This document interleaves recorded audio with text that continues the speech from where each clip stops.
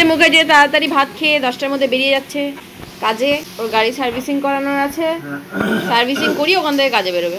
আর আজকে যেহেতু শনিবার, আজকে খুবই সিম্পল সোমবার, শ্রাবণ মাসের সোমবার, আবার শ্রাবণ মাসের সোমবার, ঠিক আছে, এটা প্রচন্ড ইম্পর্টেন্ট। আমাদের সোমবার এমনি পেঁয়াজ রসুন খাওয়া চলতো, বাট আমি এই 4টে সোমবার আমি পেঁয়াজ রসুনও খাবো না, ঠিক আছে, সেদ্ধই খাবো। দাদাভাই 11টার মধ্যে বেরিয়ে যাবে, তাই সকাল সকাল ফেনা ভাত, ডাল সেদ্ধ, আলু ভাতে বেগুন ভাজা, পটল ভাজা হয়ে গেছে, এইগুলো দিয়ে সবাই খেয়ে বেরিয়ে যাবে, আর আমরা দুপুরবেলা ওটাই খাবো। হ্যাঁ, এক্সট্রা জিনিস একটা আছে, সেটা তো তোমাকে বলেছি না, একটু পলতা পাতাগুলো কুচিয়ে দিয়ে যাবে, ওটা দিয়ে বড়া করবো ভাবছি, বুঝেছো, বেসন দিয়ে আর চালের গুঁড়ো দিয়ে। কখনো পলতা পাতার বড়া খেয়েছো? তোমার জন্য রেখে দেবো, রাত্রিবেলা খাবে এসে। হ্যাঁ, দেখে দেবে তো। দেখাই কালকে যে জন্য আমরা গেছিলাম, হ্যাঁ, মানটির কাছে মায়ের ওই বিট্টুর বিয়ের নমস্কারটা রয়ে গেছিলো, সেটাই আনতে গেছিলাম। খুব সুন্দর, মায়ের শাড়িটা খুব সুন্দর না? আর এটা হচ্ছে বাবার পাঞ্জাবি। এত সুন্দর কালারটা বাবা পরবে না? মা, ওর শাড়িটা পছন্দ হয়েছে? হ্যাঁ, পছন্দ হয়েছে। এইটা পুজোর সময় একটা লাল ব্লাউজ দিয়ে পরবে, ঠিক আছে? এটা একদিন পরবে, আর একটা নতুন যেটা কিনবে সেটা তো আরেকদিন পরবে। গোটা কলকাতা তোমাকে হাঁটিয়ে ঘোরাবো। 1 ঘন্টা প্রথমে লাইনে দাঁড়িয়ে থাকতে হবে, তারপরে 2 ঘন্টা ভেতরে ঢুকতে, ঠিক আছে? নতুন শাড়িটা মাকে খুব ভালো মানাবে রেড কালার ব্লাউজের সাথে। কালারটা খুব ভালো কমপ্লিমেন্ট করছে না মায়ের কালারের সাথে। এই যে বাজার থেকে কিনে নিয়ে আসা পলতা পাতা, বেসন দিয়ে, চালের গুঁড়ো দিয়ে আর কাঁচা লঙ্কা দিয়ে মেখেছি, এটার বড়া হবে আজকে। তেল দিয়ে দিলাম, এরপরে এক এক করে পাতার বড়াগুলো ছাড়বো। উচ্ছে পাতা, পলতা পাতা, বকফুল, শিউলি পাতা, হিংচি পাতা, এই সমস্ত পাতারই বড়া হয় আমি জানি। মানে আপনাদের যারা আর অন্য কোনো পাতা আছে যেটা খেতে ভীষণ ভালো লাগে, আর এর মধ্যে যদি আমাকে জিজ্ঞাসা করেন পার্সোনালি, তাহলে আমি বলবো বকফুলের বড়াটা কিন্তু খেতে বেশ দারুণ লাগে। আর সাথে উচ্ছে পাতার বড়া, উচ্ছে পাতার ভাজি খেতেও ফাটাফাটি লাগে, একটু সরু সরু করে আলু কুচিয়ে, একটু পেঁয়াজ দিয়ে, আর উচ্ছে পাতা কুচিয়ে। আমি এটা শিখেছি রুকসানার কাছে, কারণ বাংলাদেশে নাকি এটা খুব একটা জনপ্রিয় খাবার। সকাল সকাল ওঠে তো, তাই স্কুলে গেলেই ওকে আমি ঘুম পাড়াই, খাইয়ে দাইয়ে ঘুম পাড়িয়ে দিয়েছি। এরপরে আমি যাব এখন আলুর পরোটা, আলুর পুর বানাতে।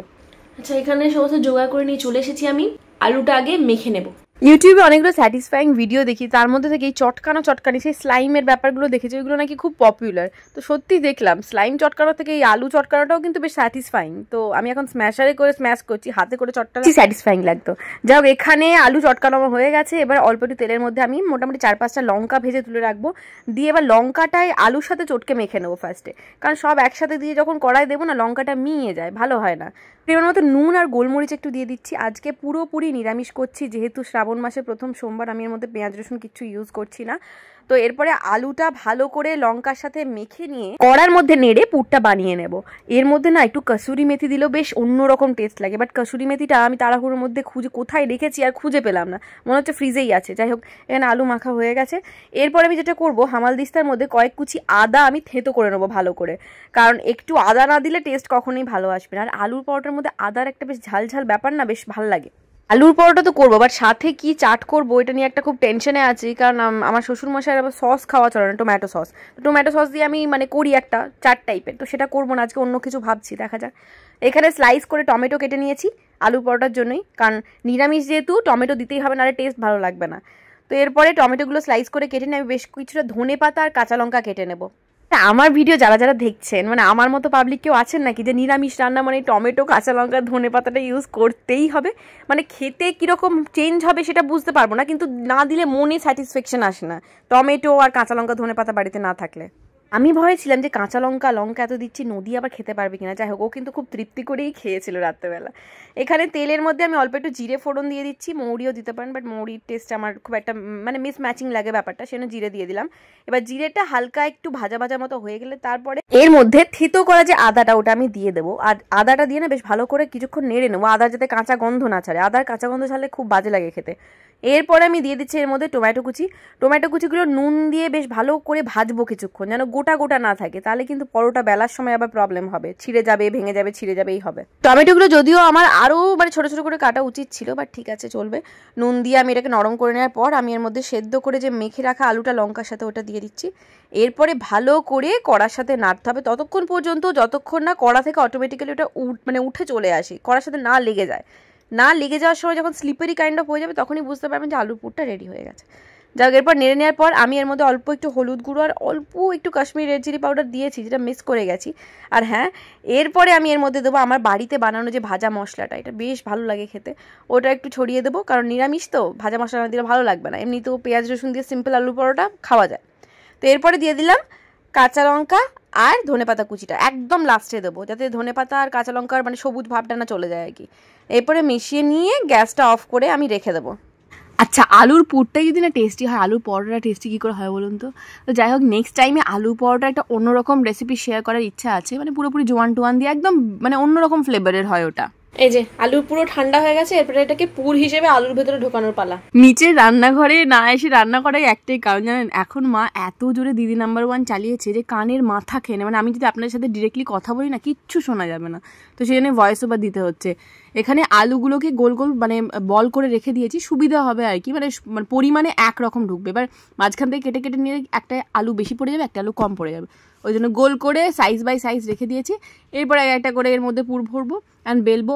আজকে যদিও দিদি আবার ময়দাটা খুব না মানে পাতলা করে বেলে দিয়েছে, মানে একটু নরম হয়ে গেছে আর কি, তো বেলতে অসুবিধা হবে, সেজন্য দিদিই বেলবে। দিদিকে বললাম যে তুমি বেলে দাও আর আমি একটা করে ভাজছি, তাড়াতাড়ি করে হয়ে যাবে। ওপরে নদী ঘুমোচ্ছে, যদি এখন নিচে থাকতো না, আটার এই একটা ডালা নিয়েই চলে যেত, ও দিয়ে খেলতো। ছোটবেলায় আমরাও প্রচুর করেছি, তাই না? আমার মনে পড়ে মা যখনই আটা মাখতে বসতো তখনই আমার জন্য একটা করে রেখে দিত, মানে আমি জানি আমি গিয়ে নেবই, দিয়ে ওটা দিয়ে সাপ, ব্যাং, ছুঁচো, মাটির হাঁড়ি, মাটির কলসি, হাতা, খুন্তি, কত কিছুই বানানোর চেষ্টা করতাম।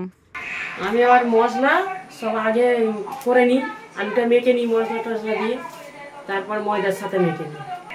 আর এই পুর মুখ দিতে হয় না, পুর দিলে তো বার হয়ে যায়। পুরের যে টেস্টটা হয় না, সেটা ওটাতে মেখা হবে না, কারণ পুরোতে অনেকটা আলু পড়ে, আর ওটাতে বেশি আলু দিলে তুমি বেলতে পারবে না, ক্যাত ক্যাত করবে। এখানে আলুর পরোটা যুদ্ধ নিয়ে বসেছে, ঠিক আছে? এবার বেলার সময় মেন যুদ্ধ। নরম করে ময়দা মেখেছে বলে যেটা প্রবলেমটা হচ্ছে, দিদি প্রচুর মানে ময়দা দিয়ে দিয়ে বেলছে, তো এত ময়দা হয়ে যাচ্ছে, আমি হাতে করে ময়দা তুলে মানে ফেলতেই পারছি না, এত নরম হয়ে গেছে। যাই হোক, প্রথমটা অসুবিধা হচ্ছিল, যে আস্তে আস্তে পরে এগুলো ঠিক হয়ে গেছে। একটু ফ্রিজে রেখে দিলে ঠিক হয়ে যেত, বাট হাতে অত টাইম নেই। আমি এখনই গরম গরম ভেজে এখনই চা দিয়ে দুটো খেয়ে নেবো, আমার ডিনার হয়ে যাবে। যতটা কম তেলে করা যায় করার চেষ্টা করছি, জাস্ট এপিট ওপিট করে ভালো করে ভেজে নিয়ে তারপরে তেল দিচ্ছি। পরোটা ভাজা কমপ্লিট, ঢাকা দিয়ে রেখে দিই চট। পাপাকে বলেছি তো, পাপা এনে দেবে।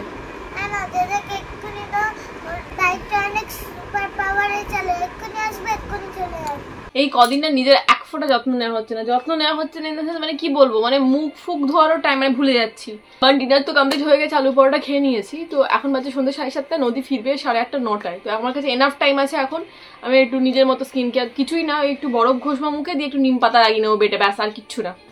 এটা খুব ভালো একটা জিনিস, মানে বিশেষ করে আমি বরফ যারা ধরতে পারে না হাতে, আমি যতবার বরফ লাগাই ততবার কি হয় বলুন তো, খুলে খুলে এদিক ওদিক পড়ে যায়। এই যে বেরিয়েছে, খুব কাজের জিনিস এটা ভাই। জাস্ট যেখানে পিম্পলগুলো হয়েছে সেখানটা একটু হালকা করে ঘষে নেবো, দিয়ে নিম পাতা লাগিয়ে নেবো, ডান। নিম পাতাও লাগিয়ে নিয়েছি। বলেছিলাম আমার শ্বশুরমশাইয়ের সস খাওয়া চলে না, তো ভাবলাম সবার জন্য এমন কিছু বানানো যাক। তারপরে মাথায় চট করলে যে দই দিয়ে অনেক জায়গায় পরোটা খায়, বাট সিম্পলি ওরা জাস্ট দই, বিট নুন আর একটু চাট মশলা আর একটু দিয়ে দেয়, গুড়। কিন্তু এর মধ্যে আমি একটু বেশি একটু মানে চামাকেদার করেছি আর কি, ধামাকেদার বা চামাকেদার যাই হোক, এর মধ্যে একটু শসা, পেঁয়াজ, কাঁচা লঙ্কা, ধনেপাতা দিয়ে দিয়েছি। যদিও এটা আমি খাবো না, কারণ আমি তো পেঁয়াজ খাবো না, আর তাছাড়া দইও খাবো না, বাকি সবাই যারা খাবে তাদের জন্য বানিয়েছি। আমি জাস্ট শুধু চা দিয়ে দুটো আলু পরোটা খেয়ে নিয়েছি, বাট এটা খেতে কিন্তু সত্যিই ভালো হয়েছিল। এই যে খেতে বসেছে মা, দাদা ভাই, আলু পরোটা দিয়ে দই দিয়ে, এই প্রথমবার খাবে। বাবা তো সস দিয়ে খাবে না, ওই জন্য বাবাকেও দই দিয়ে দাও। দুজনে উল্টে পড়ে আছো কেন? Do something innovative. আমরা ইনোভেশন করছি, ঘুমানো। আমিও করছি, ঘুম থেকে তোলার। ওঠো, শুয়ে শুয়ে টাইম নষ্ট। টাইম নষ্ট না, টাইম মনে হয় যেন আরো ঘুমাই। আমি চল, আমার সাথে ব্যালকনিতে চলো, হেল্প করবে স্টিকার লাগাতে। একটা শর্তে উঠবো, চলো বাইরে ঘুরতে যাই। বাইরে কোথায় ঘুরতে? বনে বাজারে? তোর আবার কি হলো? আমার বেলায় শোয়া। পরোটা কেমন খেলে বলো? পরোটা দারুন, দই দিয়ে দারুন দারুন। পরোটা বিনা পেঁয়াজ রসুনের, দইটা খুব সুন্দর লাগছে। আমার তোমার পরোটাটা ভালো লাগেনি, দইটা ভালো লেগেছে। কাল থেকে শুধু দই ধরে দেবো, ঠিক আছে? পরোটা খেতে হবে না। বোন তো চোখগুলো ছোট হয়ে গেছিল বলো, পরোটা খেয়ে। বাই দ্য ওয়ে, ও কিন্তু দই খায়নি, ও শুধু পরোটা খেয়েছে। ভালো হয়েছিল। আচ্ছা, ওরা যা করছে করুক, আমি ভাবছি এই সময় এখানটা একটু গুছিয়ে নিই বলতে সবকিছু ঠিকই আছে, বাট এই যে পেপারগুলোকে চেঞ্জ করে না, এখানে ওয়ালপেপার থাকে, এই ওয়ালপেপারগুলো লাগিয়ে দেবো ভাবছি, প্রোটেক্টেড থাকবে, এই কাঠটা নষ্ট হবে না। প্রথমে এই সমস্ত জিনিসগুলো তুলে নিই, দিয়ে কাগজগুলো পাল্টে দিই। পাল্টানোর দরকার, হ্যাঁ ওপরটা প্রচন্ড নোংরা হয়েছে। যদি এখানটা পরিষ্কারই আছে, মানে পেপারগুলো পাতা ছিল বলে পরিষ্কার আছে, মানে একটু কিছু হয়নি। দেওয়ালেই বলুন বা যে কোনো জায়গাতেই বলুন, এই যে ওয়ালপেপারগুলো স্টিক করতে না দুজনের হেল্প খুব লাগে। মানে একজন লাগাবে আর একজন সাইডে থাকবে, ধরে স্টিকারটা তুলে দেবে, খুব সুবিধা হয়। তাহলে লাগানো ভীষণ প্রবলেমেটিক, মানে একদিকে আপনি ঠিক করতে যাবেন, অন্যদিকে এয়ার বাবলস ঢুকে উঁচু হয়ে যাবে। আমার যে ওই টেবিলটা আছে, ওই টেবিল টপটার ওই মানে অ্যাকর্ডিংলি আমি কেটে নিয়েছি এটা, এবার কেটে নিয়ে লাগাতে সুবিধা হবে। এরপরে এরকম করে করে আমি ভেবেছিলাম সেকেন্ড তাকটা অ্যান্ড থার্ড তাকটাতেও লাগিয়ে দেবো, বাট সেকেন্ড অ্যান্ড থার্ড তাকটা না একদমই নোংরা হয়নি, কাগজগুলোও পরিষ্কার আছে। এরকম একটা জিনিস ওপরে লাগানো থাকলে জিনিসটা প্রোটেক্টেডও থাকলো আর দেখতেও ভালো লাগলো। আর মানে এইগুলো কি বলুন তো, এর উপরে আপনি মোছামুছিও করতে পারবেন, মানে ভিজে ন্যাকড়া দিয়ে ওয়ালপেপারটা সুন্দরভাবে মুছতে পারবেন। কিন্তু নর্মাল যে লিটারেচারগুলো পাতা ছিল সেগুলো ভিজে কাপড় দিলে গেলেই সোক করে গিয়ে জল সোক করে যাবে, বাজে দেখতে হয়ে যায়। বাট এইটা একটা জিনিস যেটা আপনি রেগুলার বেসিসে যেরকম স্ল্যাব পরিষ্কার করেন সেরকম ভাবেই করতে পারবেন। কিন্তু এইগুলো লাগাতে ভীষণ ধৈর্যের প্রয়োজন, যাদের ধৈর্য নেই তারা এগুলো ট্রাইও করবেন না। আচ্ছা, এটা হয়ে গেছে, বাট বলে রাখি, বাট নিচে দুটো যে সেলফ আছে ওর যে পেপারগুলো একদমই মানে নোংরা হয়নি, তো ওই দুটো আমি ওঠাচ্ছি না, শুধু এই ওপরটাই চেঞ্জ করি। আর কিছুদিন পরে পরে এটা চেঞ্জ করতেই হবে, কারণ যেহেতু রান্না হয় না, এখানটা একটু তাড়াতাড়ি ওই চিটে টাইপ পড়ে যায়, ওপরে তার চিমনি নেই।